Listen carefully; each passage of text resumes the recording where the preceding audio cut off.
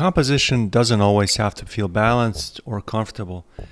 Have you ever noticed how an unusual or unexpected placement of a subject can actually make a painting feel much more powerful? That's what we're going to be exploring today. Thank you for joining me.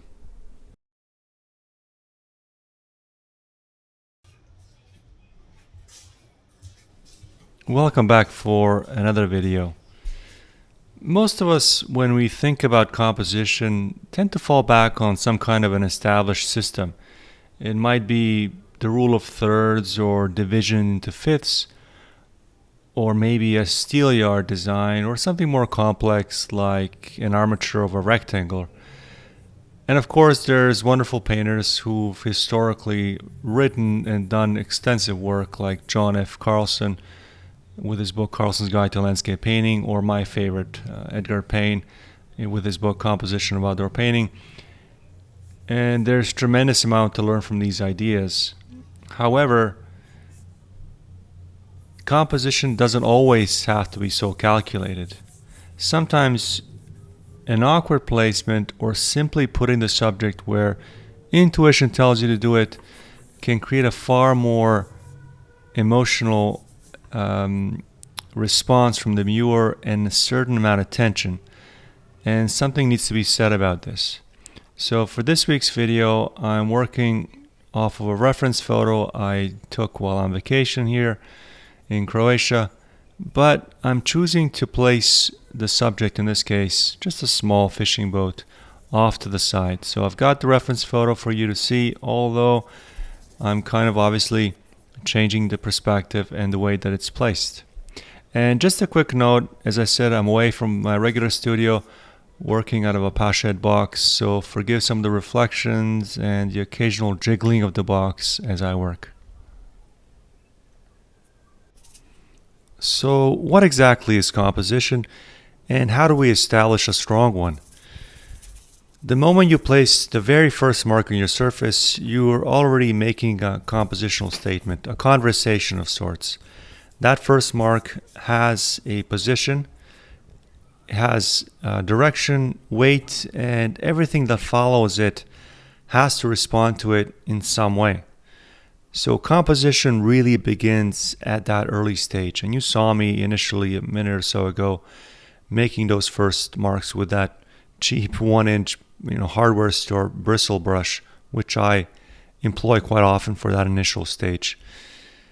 The subject here, as I've mentioned, is a small fishing boat that I took while here. But what really caught my eye was the way that early morning light shone across the bow. I think it's called the bow. I'm not really a fishing guy. And the way the warm yellows shone across that bow against the cooler blue. And what interested me further was the placement of that particular subject. Instead of giving it a comfortable, predictable position, I've pushed it, as you can see, right up into the top right portion of this painting. And I think that creates a certain awkwardness, if you want to call it, or a certain tension. And that tension is really the point of this demo. I want to see how far I can move away from conventional balance and still create a composition that feels, well, firstly interesting, but engaging as well. So ultimately stronger because of that unusual placement. For this demo, I am working with standard oil, just straight 2 paints with just a little bit of liquid here and there. And I'm painting on Mylar, which many of you recognize as one of my favorite surfaces for plein air work in particular, but sometimes studio work as well. I've talked quite a bit about it on my channel because I love the way the paint moves across it and how it directly allows me to work right away. It's as close to an oil prepared ground as you'll find, and it's instantly available.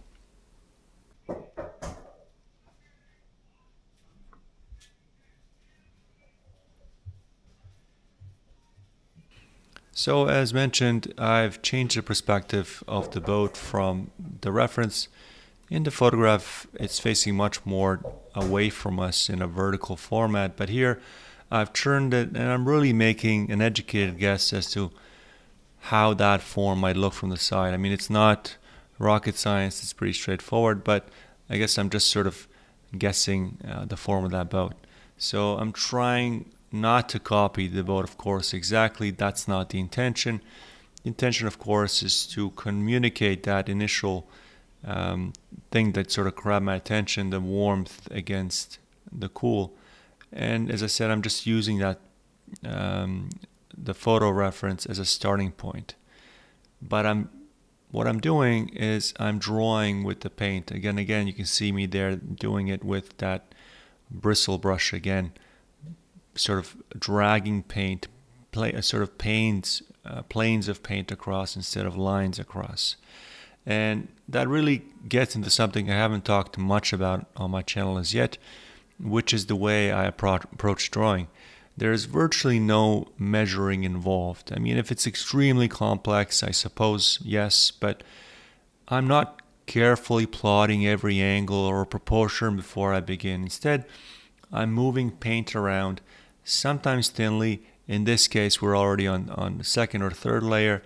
It can be quite thick, and it doesn't need to be a brush. It can be a spatula knife like I'm doing right there. I'm using just a 3-inch hardware store spatula knife to create inches as well with marks, so it doesn't seem so formulaic with just 1 or 2 tools.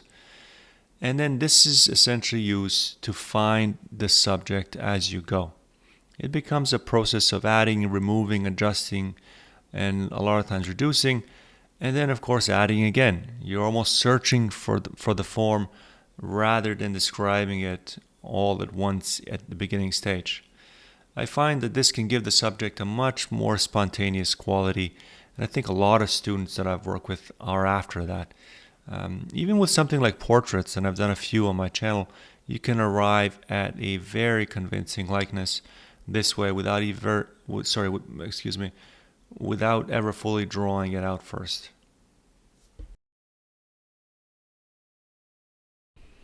This idea of awkward placement is certainly not new. Artists have been disturbing the expected balance of a painting for a very long time. Degas is probably one of the clearest examples. In paintings such as Dance Class or Place de la Concorde, figures are pushed towards the edges, as you can see here. They're partially cropped or separated by large areas of seemingly empty space. So at first glance, the composition can almost feel accidental, but of course, they're anything but. This imbalance gives that movement a certain immediacy. You see something similar in Caillebott's Paris Street Rainy Day. I had a chance, as you can see there, I'm in the shot, to visit the museum in Chicago this past May. The main figures are pushed dramatically to the right, while this enormous open intersection occupies much of the painting. I think a lot of this thinking was influenced by certain Japanese artists like Hiroshige or Hokusai, hopefully I'm pronouncing that correct, who would routinely crop trees, boats, bridges, and figures and place them at edge of the frames. And certain Western painters at that time, this is hundreds of years ago, later recognized how powerful that kind of unexpected framing could be. And of course, if we delve into abstraction, those possibilities become much more greater with artists like Mondrian, who placed heavy blocks of color and balanced them only with a few little lines. So awkward doesn't necessarily mean incorrect. I think the challenge, however, for us artists is whether you can make it seem intentional and in balance as opposed to accidental. As I get close to completing this short, maybe a 2-hour demo, I'd like to challenge you with your own painting and your own subject matter to push the bounds of composition and maybe explore placing your subject over to a certain uncomfortable side. Just remember, when the main subject is placed in an unusual or uncomfortable position, the composition still needs other elements to support it.